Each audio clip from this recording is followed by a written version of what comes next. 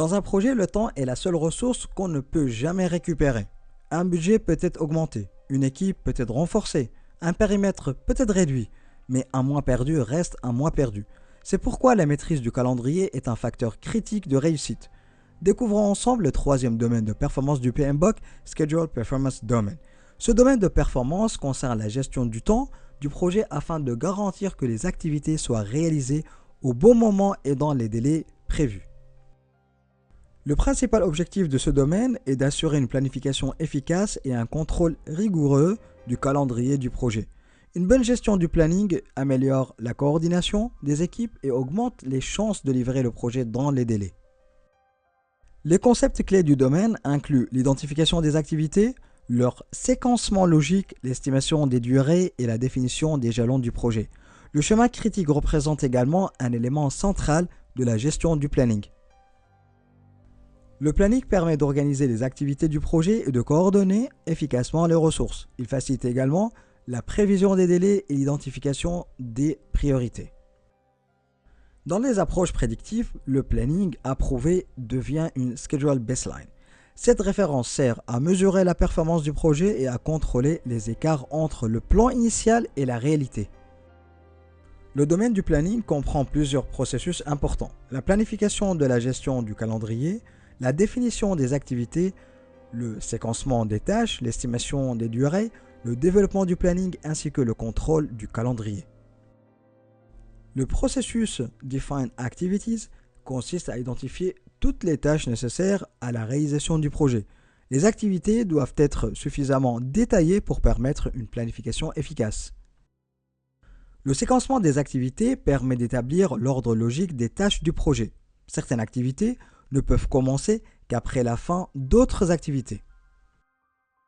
L'estimation des durées permet d'évaluer le temps nécessaire pour accomplir chaque activité.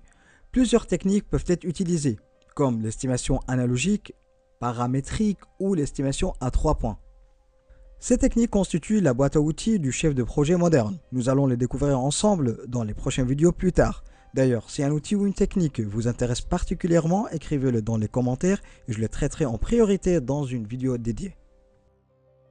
Le processus Develop Schedule consiste à construire le calendrier global du projet.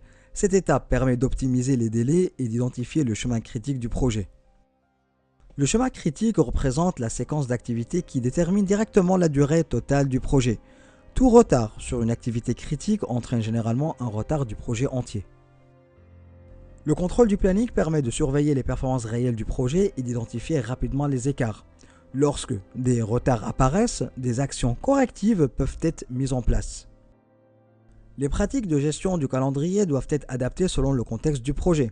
On parle toujours de tailoring. Un projet agile utilisera généralement une approche plus flexible qu'un projet prédictif fortement planifié. Dans une approche prédictive, le planning est détaillé dès le début du projet. Dans une approche adaptive ou agile, le calendrier évolue progressivement selon les priorités et le retour obtenu. Le domaine du planning interagit fortement avec les autres domaines de performance. Un retard peut, par exemple, entraîner une augmentation des coûts, des risques supplémentaires ou des problèmes de ressources. Une gestion efficace du calendrier donc se traduit par le respect des délais et l'atteinte des jalons du projet. Le planning doit rester réaliste, contrôlé et continuellement mis à jour. Le Schedule Performance Domain joue un rôle essentiel dans la réussite du projet. Une bonne gestion du planning améliore la coordination des équipes, réduit les retards et facilite la livraison des résultats attendus. Dans la prochaine vidéo, nous découvrirons ensemble le quatrième domaine de performance qui est le Finance Performance Domain. Merci d'avoir suivi cette présentation. Rappelle-toi toujours, plus tu aides les autres à réussir, plus tu réussis toi-même. D'ici là, et si vous avez des questions ou remarques, n'hésitez pas à me contacter par mail ou laissez directement vos commentaires en dessous de la vidéo. On se retrouve dans la prochaine.